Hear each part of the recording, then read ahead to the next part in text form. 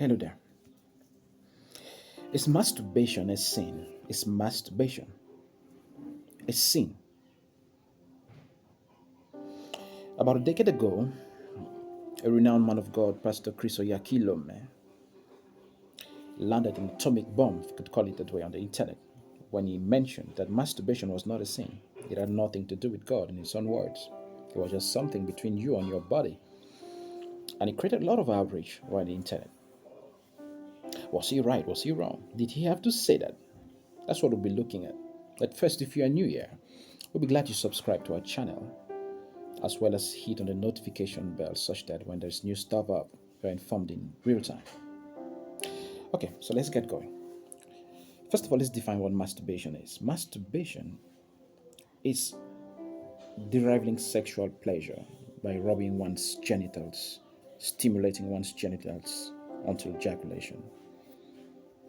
Be it for men, be it for women. So you're deriving sexual pleasure alone, you stimulate your genitals and you feel good. If that is a sin, we must find passages in the Bible that expressly indicate that that is a sin. Because remember, Deuteronomy chapter 4, do not add or subtract anything from this book of the law. Do not add or subtract anything from it. Nothing. If you do, you're in trouble. The Bible even curses you. You'll be adding or subtracting your punishment, your damnation. So if masturbation is a sin, let's find it. If it's not a sin, do not create it. Do not create it. So is there any passage in the Bible that expressly states that masturbation is a sin? I'm afraid there is none. Or if you find one, you could just comment in that regard on the comment section. We are here to learn so that we all learn. But throughout my study of the Bible, talking with others, the religious, the scholars, nobody has come up with a passage that expressly says masturbation is a sin. Now, if the Bible does not say so, why do you say so? Aren't you adding your own prescriptions to the Word of God by doing so? Yes, you are. A common example that people cite in the Bible when they want to refer to masturbation as being a sin is the situation of Onan in the Bible, Genesis 38. But it has nothing to do with masturbation. Onan is given a divine command to sleep with his brother's wife and bear children for the brother. He penetrates his brother's wife. There's penetration. He penetrates. He has pleasure. He enjoys himself. And at the moment of ejaculating, he doesn't ejaculate in the wife in question. He practices coitus interruptus. He ejaculates outside. So God strikes him because he did not fulfill the divine command. He did not respect it. That is the situation with Onan. It has nothing to do with masturbation. There is penetration. So, is there any other circumstance? There is none. Masturbation is not adultery. The Ten Commandments. Adultery is sleeping with another man's wife, coveting another man's wife. Neither is it fornication. Fornication is sexual pleasure between two persons that are not married. Now, if you talk about sexual immorality in first book of Corinthians, chapter 6, is talking about sleeping, finding sexual pleasure with prostitutes. It's clear. It has nothing to do with masturbation. Now, the only way where we can have a debate is about lust. Jesus, the anointed one, says if you lust after somebody, you've already sinned. And the sin there is the sin of adultery or fornication, because you are sinning in the mind. It has nothing to do with masturbation. Now, masturbation is a consequence of lust. So the sin there is the sin of the thoughts, the impurities in your head. That is where you are in trouble, because in your head, you see yourself deriving sexual pleasure from somebody you desire.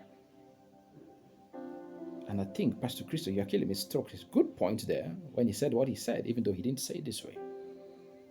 The sin is in your mind. You are lusting over someone. Now, masturbating because you can't get that person is a consequence of that lust. Masturbation in itself is not. But you've been lusting, and because you can't get that person you desire to get, then you resort to masturbation. So masturbation is a consequence of the lusts and not a sin in itself, because the Bible does not say so. Now the question arises, can somebody lust over his wife? When everything leaves the context, it becomes a pretext. Things should always be done, defined, explained contextually. Can someone lust over his wife? No. You cannot lust over your wife. It should be 1 Corinthians 7, if I'm quoting correctly. It tells you not to deny yourself sexual pleasure. Couples, don't deny yourself sexual pleasure. Enjoy yourselves. Feel free. Enjoy. As often as you want. However you want. Enjoy yourself. Anyway, not however you want, because there are some things you should not do. For example, what people are increasingly doing, where organs that are meant for waste discharge, exclusively waste discharge, are organs meant for exclusively waste discharge. So you shouldn't be going there for sexual pleasure. You understand what I'm saying? I don't need to go too deep. Children are watching, kids are watching. So couples, enjoy yourselves. So can a man or a woman lust over his partner with whom he's legally married to? It's not possible. It's not possible. Why am I saying this? And I'm in no way encouraging masturbation. I'm just being contextual. If a man thinks about his wife he cannot have pleasure with at the moment, and he resorts to masturbation, how is that a sin? Sinning against who? You're in some distant place, some distant, wherever. You can't have your wife you're really feeling. Then you have a romantic chat with your wife, which resorts into you, people, or just one person, enjoying himself, he's thinking about his wife. He's thinking about having pleasure with his wife. How is that a sin? To who? Is he sinning? Nobody. A couple can't be guilty of the sin of lust. It's not possible. So the sin in masturbation, let's not digress too much, is rather in the mind. You are lusting because masturbation is a consequence of you lusting over someone or something. Maybe you're watching pornography, or there is just this girl or this boy you desperately, so badly desire. And masturbation is always about those thoughts that lead you to do that.